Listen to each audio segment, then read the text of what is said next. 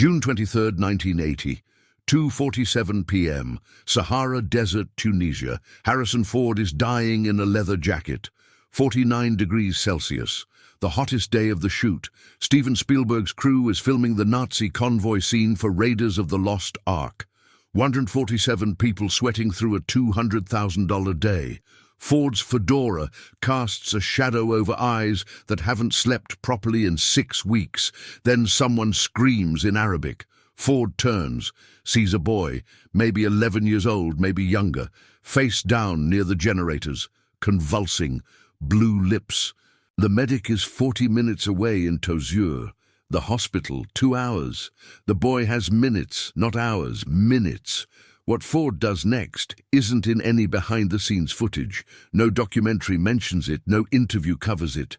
But 14 witnesses remember, and one Tunisian family has spent 44 years trying to say thank you to a man who disappeared before they could. Here is the story. The Sahara doesn't care about movie schedules. It doesn't care that Paramount has $20 million riding on this production. Doesn't care that Harrison Ford is exhausted, dehydrated, wearing wool pants in a climate that kills tourists every summer. The desert just burns, relentless, indifferent, biblical. Ford is 37 years old. This is his first leading role after Star Wars.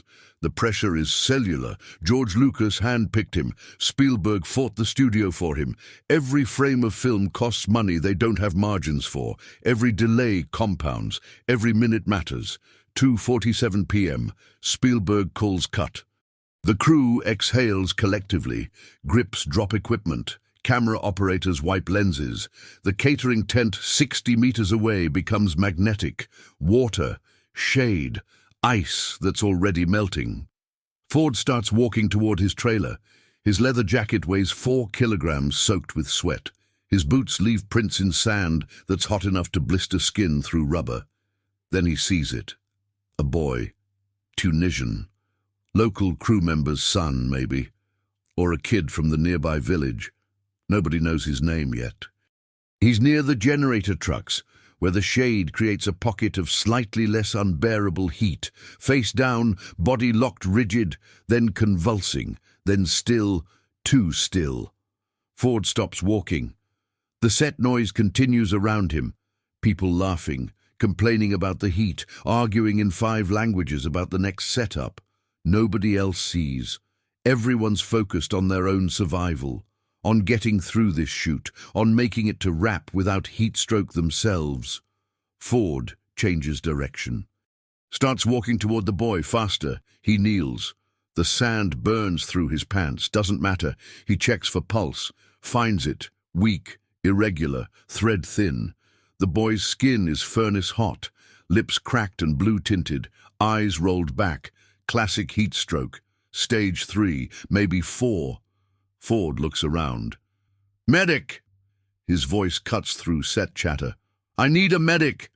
A production assistant jogs over, sees the situation, goes pale. The medic went to Tozeur with the supply truck. Won't be back for how long? 40 minutes, maybe more. Ford looks at the boy, at the pulse in his neck. 40 minutes is 40 minutes too long. He slides his arms under the child's back and knees, lifts. The boy weighs maybe 35 kilograms, dead weight. Ford's muscles scream. He's been doing stunts all day. His body's already operating on reserve fuel. He starts walking toward the production vehicles. The Land Rover's parked in a row beyond the camera trucks. An assistant director intercepts him. Harrison, we're resuming in 15 minutes. Spielberg wants to catch the light before... Ford doesn't slow down. Get someone else. What? For the scene. Get someone else. Harrison, you're the lead. We can't just... Ford's eyes are the coldest thing in the Sahara right now. This child is dying. I'm taking him to a hospital. You can wait or you can rewrite. I don't care which. The assistant director stares, mouth open. Ford walks past him. Near the vehicles, a Tunisian driver named Rashid is smoking a cigarette, leaning against a Land Rover. Mid-40s, speaks broken English, has been driving for the production for 3 weeks. Good man, quiet, reliable. Ford reaches him. Rashid, I need you. Now. Rashid sees the boy, drops his cigarette, runs to open the back door. Ford lays the child across the rear seat. The boy's head lolls. His breathing is shallow, wet, wrong. Hospital, Ford says. Tozeur, fastest route. Rashid's face changes.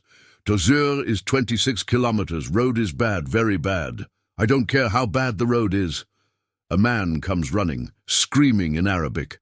Dust flying behind his sandals, face twisted in terror. He reaches the Land Rover, sees his son, sees Ford, starts shouting questions nobody can answer. Rashid translates in fragments. His son, only child. Wife died 2 years ago. This boy is everything. The father is maybe 35, wearing traditional Tunisian clothing, dusty from work. Hands that shake, eyes that know what death looks like. He grabs Ford's arm, says something in Arabic that needs no translation, the universal language of a parent watching their child die. Ford opens the passenger door. Get in. The father climbs in. Rashid starts to get in the driver's seat. Ford puts a hand on his shoulder. I'm driving. You don't know the... Tell me where to go, I'll drive. Rashid moves to the passenger side. Ford slides behind the wheel, turns the key. The engine roars. He throws it in gear and accelerates before anyone can stop him. The Land Rover kicks up a rooster tail of dust and sand. Within seconds, they're beyond the set perimeter. Within a minute, the film crew is a distant cluster of vehicles shimmering in heat waves. Behind them, Steven Spielberg is standing in the sun, hand shading his eyes, watching his lead actor disappear into the desert. Someone asks what they should do. Spielberg says 4 words. We wait for Harrison. The road to Tozeur is a road in name only. It's a suggestion, a rumor of where packed dirt used to be before the desert reclaimed it. Ruts deep enough to break axles, rocks that could shred tires, washboard sections that rattle teeth. Ford drives 110 kilometers per hour. The speedometer wasn't designed for these roads at these speeds. The Land Rover shakes, suspension bottoming out every few seconds. Rashid grips the oh shit handle, says nothing, just points when Ford needs to turn. In the back seat, the boy makes a sound. Half cough, half drowning. His father spins around, starts crying, praying. Arabic words tumbling over each other in desperation. He looks at Ford. Ford meets his eyes in the rearview mirror. No common language between them. But terror is universal, and so is determination. Ford's mind is calculating. He took a first aid course in 1967, 13 years ago. Carpentry job required it. He remembers fragments. Heat stroke treatment. Cool the patient. Hydration if conscious. Hospital if severe. This is severe. This is as severe as it gets. He reaches into the center console, finds a bottle of water, 3/4 full. Warm. Doesn't matter. He hands it to Rashid. Pour it on his head, his neck, slowly. Rashid translates to the father. The father takes the bottle, pours. The water soaks the boy's hair, runs down his face. The boy doesn't react, doesn't open his eyes. His breathing gets worse, shallower, more labored. Ford presses the accelerator harder, 115 km/h, 120. The Land Rover's frame protests, metal groaning, bolts rattling. This vehicle wasn't built for this. None of them were built for this. Rashid glances at Ford. The production. They will be angry. Ford's jaw muscle flexes. Once. That's all. Let them be angry. 3 kilometers from Tozeur, the boy stops breathing. The father screams, a sound that cuts through engine noise and wind and everything else. Ford looks in the mirror, sees the boy's chest, still, completely still. Rashid, tell him to do chest compressions, hand center of the chest, push hard, fast. Rashid shouts instructions in Arabic. The father doesn't understand. Rashid unbuckles, climbs into the back, shows him, places the father's hands, demonstrates the rhythm. The father starts pushing, crying, pushing, crying. Ford sees the Tozeur city limits, buildings, signs of civilization. He's never been religious, but he finds himself making deals with God, with the universe, with anything listening. Let this kid live, let him live, and I'll never complain about a long shoot again. I'll never be late. I'll do every reshoot without arguing. Just let him live. The hospital is a single-story building, faded white walls, a sign in Arabic and French, Hôpital Régional de Tozeur. Ford skids to a stop outside the emergency entrance, doesn't turn off the engine, doesn't close his door. He's out and pulling open the back door in 2 seconds. The father is still doing compressions, still crying. Ford lifts the boy. The child's body is limp, heavier than before. Dead weight has a specific gravity. Ford knows it now. He kicks open the hospital door with his boot, still wearing the Indiana Jones costume, leather jacket, fedora, covered in dust and sweat, and the boy's vomit from the drive. He looks like he walked off a movie screen into a nightmare. 3 nurses turn, stare, freeze. Ford's voice is iron. I need a doctor. Now. One nurse runs down a hallway. The other 2 clear a gurney. Ford lays the boy down. The father is right behind him, babbling in Arabic. Rashid translating fragments.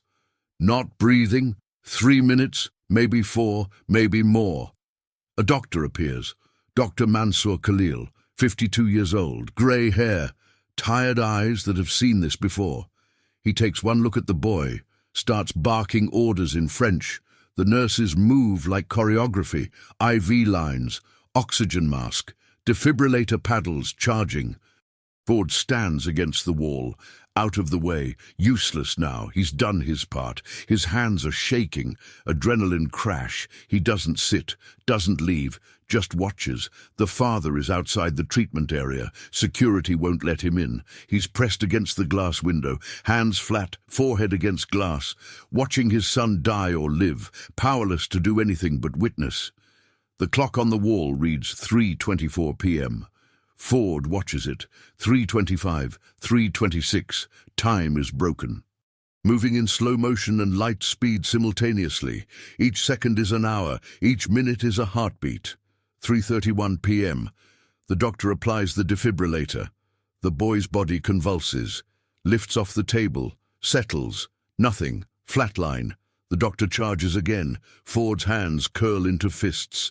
He doesn't believe in God, but he believes in something. Has to. There has to be something that makes the universe bend toward justice sometimes, toward mercy, toward letting an 11-year-old boy who's never hurt anyone keep breathing. 3:33 p.m. Second shock. The boy's back arches. The heart monitor beeps. Once, twice, 3 times. Irregular but there. Present. Fighting. The doctor's face doesn't change. He works. The nurses work. Fluids, medications, cooling blankets. Their hands move with precision, born of doing this too many times in a hospital, too small for a city too poor. 3:39 p.m. The boy's eyes flutter. Don't open, but flutter. 3:42 p.m. They unfocused, confused, alive. Silence. The treatment room goes quiet except for the heart monitor beep. Steady now, stronger. The doctor looks at the father through the glass, nods once. The father collapses, just drops, knees to floor, hands over face, sobbing. 3:51 p.m. They let the father in. He rushes to the bedside, takes his son's hand, kisses it, says his name over and over. The boy's eyes track to him. Recognition, the faintest smile. Dr. Khalil walks to Ford, speaks in French accented English. You saved his life. The compressions, the speed. 5 more minutes and... He doesn't finish. Doesn't need to. Ford shakes his head. I just drove. No. The doctor's eyes are serious. You saw. That is more rare than you think. Many people were on that film set, yes. You were the one who saw. Ford doesn't know what to say to that, so he says nothing. The father approaches. His son is stable, sleeping, IV running clear fluids into his arm. The father tries to speak English, can't, switches to Arabic. Rashid translates. He says you gave him his future. He says he has nothing to offer except his gratitude, forever. He says his son is named Karim. You will always be welcome in his home. Ford extends his hand. The father takes it, holds it with both of his hands, won't let go. His eyes are saying what his words can't. Ford understands. He's a father too, has 2 kids back in Los Angeles. If someone saved one of them... He can't finish the thought. Tell him it's what anyone should do, Ford says to Rashid. Rashid translates. The father shakes his head, responds. Rashid translates back. He says no, not anyone, you. Ford extracts his hand gently. I need to get back. They're waiting. He walks toward the exit. The father calls after him. Rashid translates a question. He wants to know how to find you, to thank you properly. Ford pauses at the door, looks back. The father, the son, the doctor, the nurses. All of them looking at him like he's something he's not, like he's Indiana Jones, a hero, someone special. He's not. He's just a guy who saw a kid dying and did what needed doing. Tell him he doesn't need to find me. Tell him to take care of his son. Then Harrison Ford walks out of Hôpital Régional de Tozeur, gets back in the Land Rover, and drives toward a movie set where 147 people are wondering where their lead actor went. The return drive is quieter. Rashid drives. Ford sits passenger side, watching the desert pass. The adrenaline is gone. What's left is exhaustion, bone deep, cellular. Rashid speaks. The production. They will ask questions. Let them ask. What will you say? Personal matter, resolved. Nothing more. Nothing more. They reach the set at 4:17 p.m., 90 minutes after Ford left. The sun is lower. The heat slightly less apocalyptic. The crew is scattered in small groups. Some playing cards, some sleeping in shade. Some standing around looking worried. Spielberg sees the Land Rover, walks over. Ford gets out. They stand face to face, the director and his star. You okay? Spielberg asks. Yeah. Can you shoot? Yeah. Spielberg studies him, sees something. Doesn't ask. Okay, let's go again. That's it. No interrogation, no demands for explanation. Just trust. Ford walks toward the camera. Someone hands him his whip. Someone else touches up his makeup. The slate claps. Spielberg calls action. Ford becomes Indiana Jones again, like nothing happened. Like he didn't just watch a child die and come back. Like the last 90 minutes were a normal bathroom break. But something's different in the way he delivers the lines, the way he holds himself. There's a weight, a gravitas. Spielberg notices, doesn't know where it came from, doesn't need to. It's there, it's real, it's perfect. They shoot until sunset, get everything they need, wrap for the day. The crew celebrates. Tomorrow's a lighter schedule. Drinks appear. Someone plays music from a radio, normal end-of-day stuff. Ford doesn't join. He goes to his trailer, sits in the dark, plays the last 2 hours on repeat in his head. The boy's face, the father's eyes, the sound the child made when he stopped breathing, the weight of carrying someone dying, the miracle of watching them come back. He's done dangerous stunts, been in bar fights, survived car crashes. But this, watching a child's life hang by a thread while you drive 120 km/h through desert, hoping you're fast enough, this is different. This rewires something fundamental about what matters and what doesn't. Tomorrow, they'll film more scenes. He'll punch Nazis, run from explosions, kiss the leading lady, make believe. Tonight, he just sits in the dark and remembers what real felt like. 3 days later, security stops a man trying to enter the set. Tunisian, mid-30s. Carrying something wrapped in cloth. He's agitated, insistent. Rashid is called to translate. The man is Karim's father. He's walked 26 kilometers from Tozeur, refused rides, carried a hand-woven rug, traditional Berber pattern, red and black geometric designs. His family's most valuable possession, the only thing beautiful they own. He wants to give it to Harrison Ford. Security says no visitors. The father argues, gets angrier. Rashid pulls him aside. They talk in Arabic. Gestures. The father's voice breaks several times. Finally, he agrees to leave the rug. Rashid promises to deliver it. The father writes a note in Arabic, folds it, tucks it into the rug's weave, hands everything to Rashid. Then he walks back toward Tozeur. Alone, head down, carrying nothing, Rashid brings the rug to Ford during lunch. From the father, of the boy, Ford unwraps it. The rug is beautiful, clearly made by hand. Hours of labor, maybe weeks. The note is in Arabic. Ford asks Rashid to translate. Rashid reads, "You gave me my future. I have no words, only gratitude forever.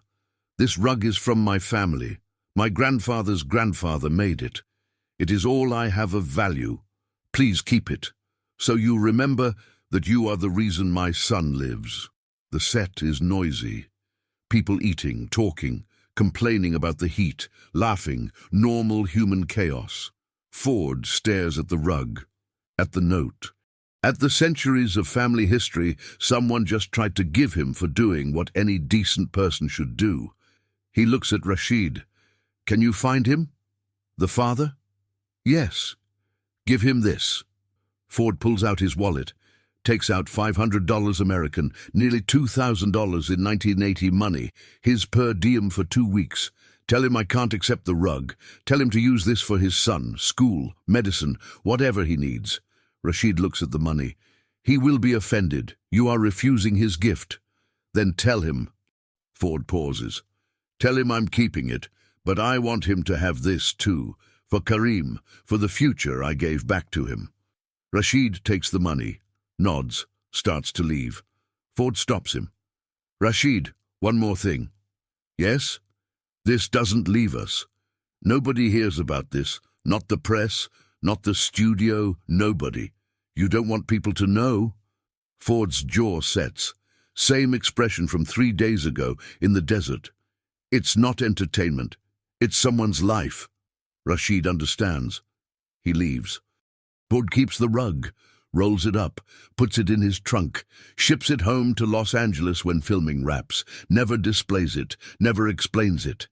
It sits in a closet for 44 years. His family knows it's there, knows it's important, knows not to ask. Raiders of the Lost Ark premieres June 12, 1981. It becomes the highest-grossing film of the year, $389 million worldwide. Makes Ford a megastar, changes his life, changes cinema. The press tours are endless, interview after interview. The same questions. What was it like working with Spielberg? Were the stunts dangerous? How hot was Tunisia? Any funny behind-the-scenes stories?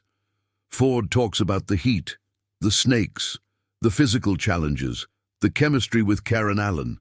He never mentions June 23, 1980, never mentions a boy named Karim, never mentions 37 minutes that mattered more than any frame of film. Journalists ask follow-ups. Anything else happen in Tunisia? Ford's answer is always the same.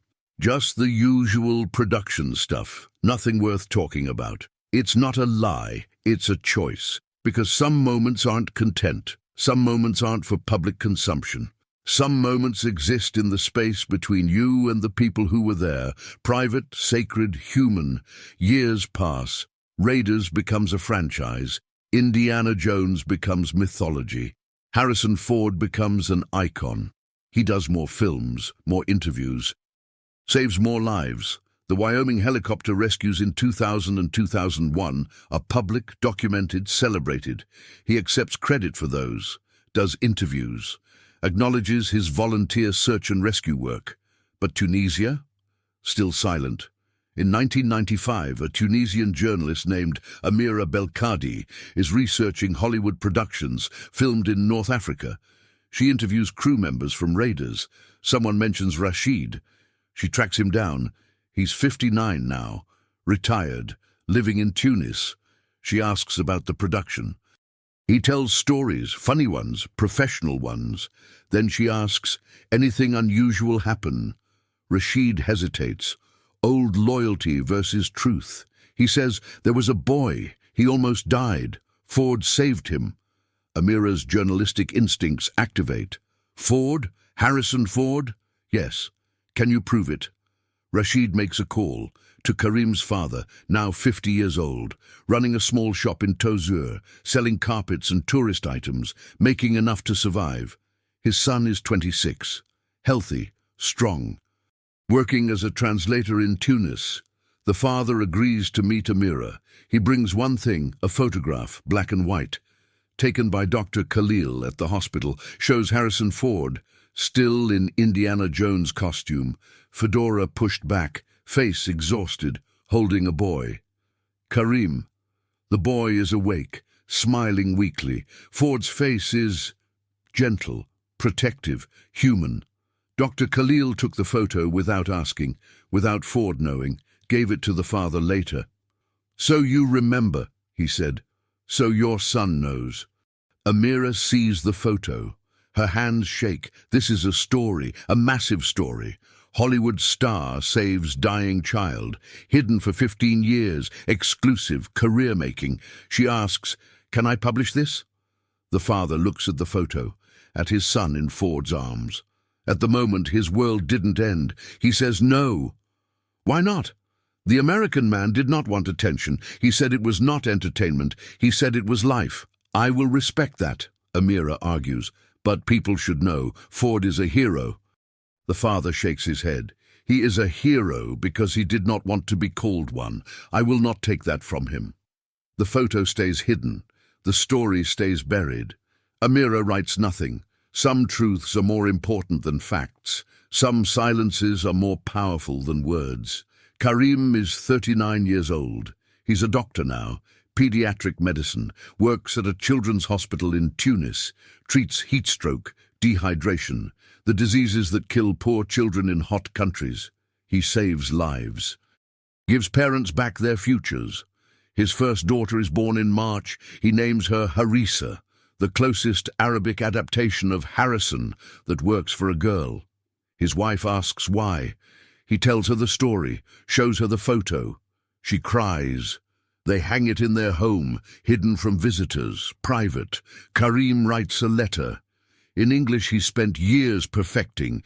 It's addressed to Harrison Ford. He never sends it, but he keeps it in his desk at the hospital. Next to the photo Dr. Khalil gave him before dying in 2003. The letter says, Mr. Ford, you don't know me anymore. I was the boy in the desert. I am alive because you saw me when everyone else saw only the scene. You taught me that heroism is not performance, it is presence. You taught me that the most important moments happen when cameras are off, when nobody is watching, when doing the right thing costs you something, but you do it anyway. My daughter is named after you, not because you are Indiana Jones, because you are the man who stopped being Indiana Jones to be human. When I treat children, I see them the way you saw me, not as statistics, not as problems, as people, as futures, as someone's everything. I have never tried to contact you. I respect your silence, but I want you to know I remember. My father remembers. My daughter will know your name, and we are grateful forever. Thank you for giving me my life. Thank you for teaching me how to use it, Karim. The letter sits in his desk, unsent, because sometimes thank you doesn't need to be received. Sometimes it just needs to be felt. Harrison Ford is 82 years old, still acting, still flying helicopters, still doing search and rescue in Wyoming when called. His volunteer work is documented, celebrated. He gives interviews about it, talks about the importance of being able to help, of having skills that matter when emergencies happen. Journalists ask, Have you always been interested in rescue work? Ford's answer, for a long time, yeah. They ask, what got you started? Ford pauses, thinks, says, just seemed like the right thing to do. They never dig deeper, never find Tunisia, never find Karim. The story stays buried, not because Ford hides it, because it was never his story to tell. It was Karim's life, Karim's father's gratitude, a private moment that belongs to the people who lived it. In Los Angeles, in a closet in Ford's home, a Berber rug sits folded, red and black geometric patterns, handmade by someone's great-great-grandfather, worth everything to a family that had nothing, given freely, kept carefully, never displayed, never explained.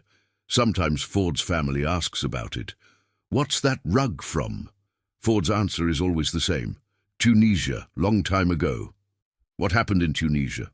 Just something I needed to do. They don't press. They know that tone. The one that says, this is mine, this is private, this is the part of my life that doesn't belong to the cameras. Have you ever done something good that nobody knows about? Something that mattered deeply but you never told anyone? Something you did because it was right, not because it would be recognized. That's the space Ford lives in. That's the silence he protects, not because he's humble. Because he understands something fundamental. The moment you do something for recognition, it stops being pure. It becomes performance, transaction, content. Ford has done performances. He's done transactions. He's created content. That's his job. That's his craft. That's how he feeds his family. But June 23rd, 1980, that wasn't any of those things. That was a man seeing another human being dying and deciding that schedules don't matter, that budgets don't matter, that careers don't matter. That the only thing that matters is getting that child to a hospital in time. It cost him nothing and everything, nothing in material terms, everything in terms of understanding what being human actually means. That fame is empty if you don't use it to see people others ignore. That power is meaningless if you don't spend it on moments nobody will celebrate. That heroism isn't the big moments on screen, it's the small moments off screen where you choose presence over performance, where you choose life over film, where you choose to be more than your character. Karim is 55 now, still a doctor, still saving children. His daughter Harissa is 16, wants to be a doctor too, knows why her name is important, knows the story of the American actor who saved her father. She's never seen Raiders of the Lost Ark, doesn't care about Indiana Jones, only cares about the man who stopped being Indiana Jones to be human. The photo sits in their home, hidden, private, sacred. A moment frozen in time, a child alive in a hero's arms, a hero who never wanted to be called one. And Harrison Ford, he's 82, still flying, still acting, still living a life most people only dream about. But if you ask him about his proudest moments, he won't mention the Oscars, won't mention the box office records, won't mention the Hollywood Walk of Fame star. He'll talk about his family, his craft, his volunteer search and rescue work, the public things, the documented things, the things he's allowed to talk about. But somewhere in his memory, there's a boy named Karim, a father's tears, a desperate drive through the Sahara, a miracle in a small hospital, a rug he's never explained, a moment that changed nothing about his career and everything about his character. And unfortunately, they don't make men like Harrison Ford anymore.